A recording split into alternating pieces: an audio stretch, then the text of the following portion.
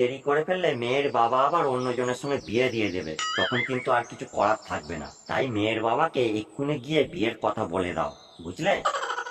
মেয়ের বাবাকে আমাদের বিয়ের সম্পর্কের কথা বললে মেনে নেবে না কাকু, উল্টে মেয়ের অন্য জায়গায় বিয়ে দিয়ে দেবে। এতে মেনে না নেওয়ার কি আছে?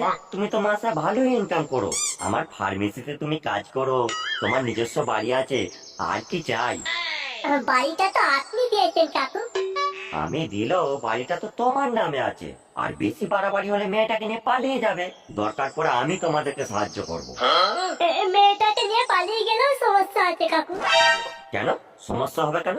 মেয়েটি কি তোমার সঙ্গে যাবে না? না, সেরকম কিছু না।